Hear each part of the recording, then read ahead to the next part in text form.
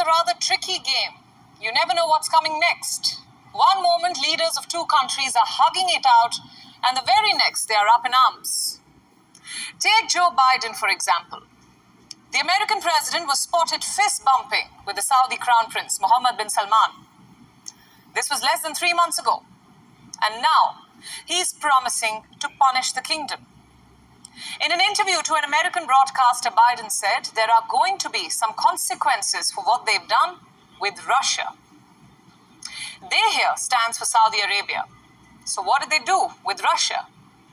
Most of you already know the backstory by now, but I'll quickly run you through the events.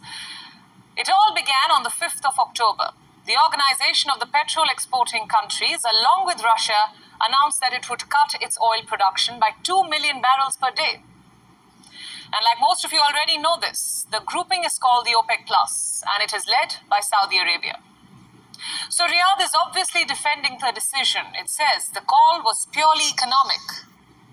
The kingdom's oil minister said, and I quote, OPEC Plus members acted responsibly and took the appropriate decision.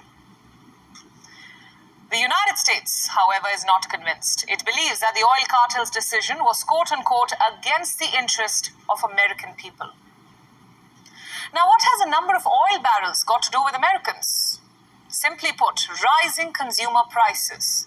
It's basic economics. A fall in oil production will amount to a rise in oil prices, and that is the last thing America needs right now. 1. There is an impending recession, and this is something we will elaborate on in a bit. But mostly, Biden is upset about rising oil prices ahead of elections, crucial elections. The US midterm polls are due this November. And the US president knows that unhappy voters can be unforgiving. So that settles the anti-US bit. But why is Biden hinting at a collusion with Russia? You see, Western analysts like to highlight how the fall in oil production will lead to a rise in oil prices, which would invariably add to the revenue of oil-producing countries. Now, Russia is a major oil producer, and critics say that Russia is using oil money to fund the Ukraine war. And that is how the OPEC Plus decision is being seen as anti-American and pro-Russian. Now, the immediate fallout was this. The White House said that it will be reviewing ties with Saudi Arabia. The spokesperson for the US National Security Council said, and I quote again, "We're not announcing a formal policy review here with a special team or anything like that, but what we're talking about is the president's belief that the relationship needs to be reviewed." And you already heard what Biden had to say. He did not elaborate what exactly he had in mind, but instead said, and I'm quoting again, "I'm not going to get into what I'd consider and what I have in mind, but there will be consequences." That's what made headlines. So quite a mixed signal here.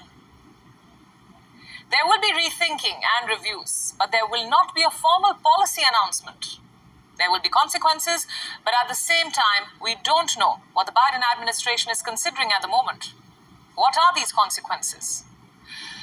Let me explain. You see, America's ties with Saudi Arabia have not been the best under Joe Biden. Remember, he even campaigned on the promise of making Saudi Arabia a pariah state. He said his administration will make Riyadh pay for the assassination of journalist Jamal Khashoggi. But when Biden was elected president, he flew down to Riyadh to offer an olive branch to the Saudi Crown Prince, Mohammed bin Salman, MBS. He even did a little fist bump, an image we've seen repeatedly.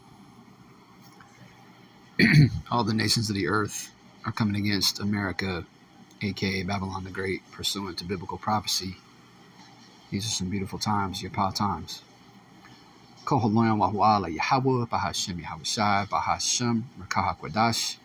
Double honors are going out to the venerable apostles of the great millstone, along with the elder bishops who rule and teach well. Salutations, peace, and blessings be unto the Bayaf, the Wadah, that is the house of David, the elect, that's being raised up in these last days, beginning with the first fruits of salvation, the 144,000, his servants, the prophets, on down to all those men, women, and children among Yasharallah who believed our report. I'm Shamar Ahmath, prophecy speaking, and this is just going to be a quick video about how now Ishmael is fixing to break off completely with Babylon the Great.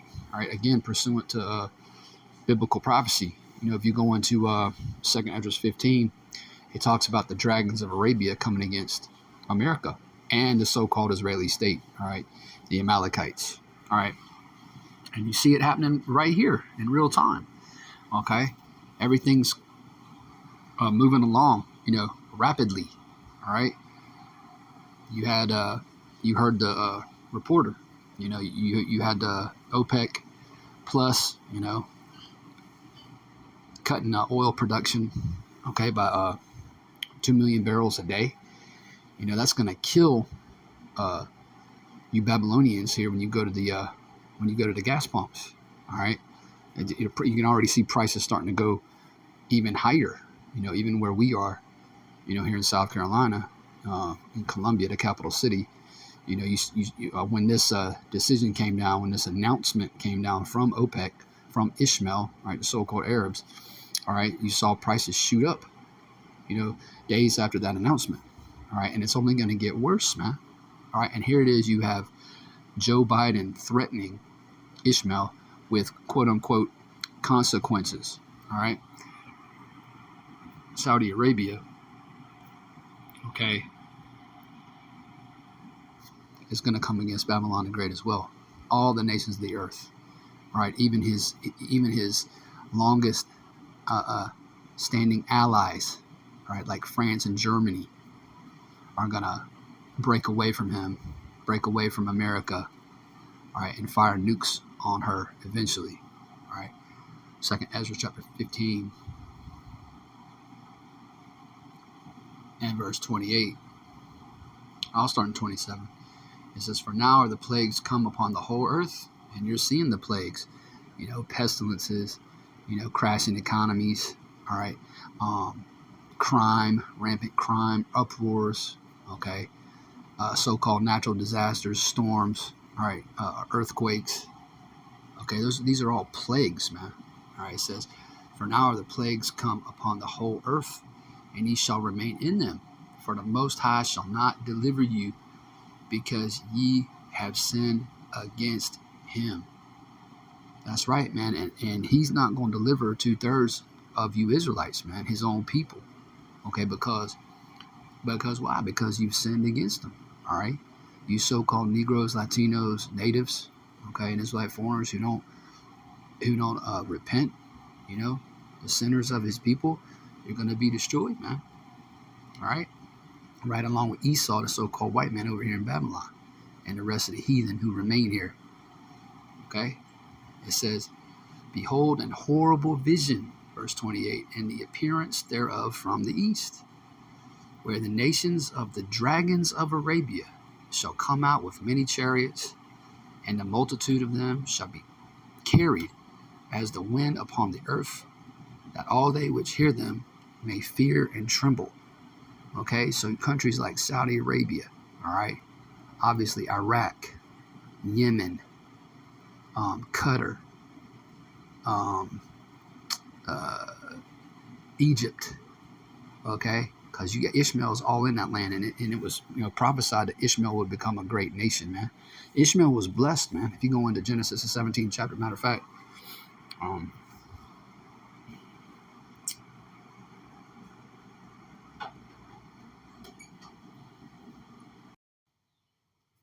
same way Esau got a blessing, okay? Yeah, Esau got the fatness of the earth, man. All right, rulership in this dispensation of time. Hey, Ishmael got a blessing too, man. All right.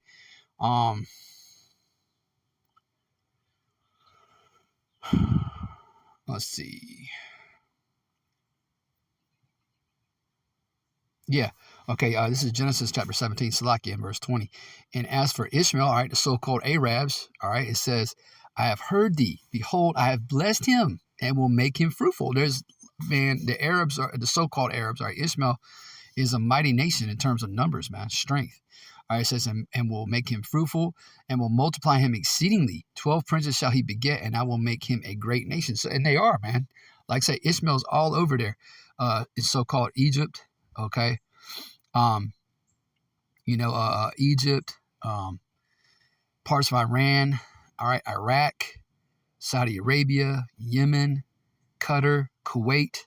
All right, that's all Ishmael, man. The so-called Arabs. Okay. So let's go back here.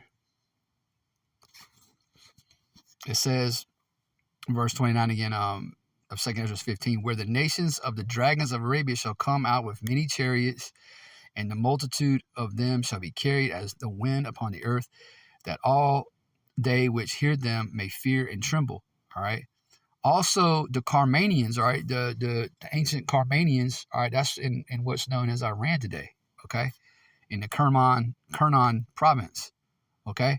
It says, also the Carmanians raging in wrath shall go forth as the wild boars of the wood, and with great power shall they come and battle with them, and join battle with them, and shall waste a portion of the land of the Assyrians. And then shall the dragons have the upper hand, verse 31, remembering their nature, and if they shall turn themselves, conspiring together in great power to persecute them. Then these shall be troubled and keep silence through their power, and shall flee. Right, what it says, remembering their nature, because Ishmael's wild as hell, man. All right? Ishmael's crazy as hell. Matter of fact, let me go back to Genesis, the 16th chapter. All right, Ishmael's a wild man. Okay? Ishmael damn, strap bombs to his chest, okay, and blow himself up, because all them Ishmaelites, they're into that damned Islam. They think they're gonna go to paradise if they kill the infidel and get all these virgins. They bugged out, man. They're crazy though. Genesis chapter 16, verse 12, and he will be a wild man, talking about Ishmael. His hand will be against every man. And now his hand is coming against Esau, Edom, primarily so-called against the so-called Americans, man. Right, against Babylon the Great. Okay, because he's brokering deals with Russia. He's aligning with Russia right now. It says his hand will be against every man, and every man's hand against him. And he shall dwell in the presence of all his brethren. That's right. They're all clustered there together in that part of the earth over there. So in the so-called Middle East. Okay, you got a lot of Ishmaelites in Turkey. Okay, forgot about Turkey. So, anyways,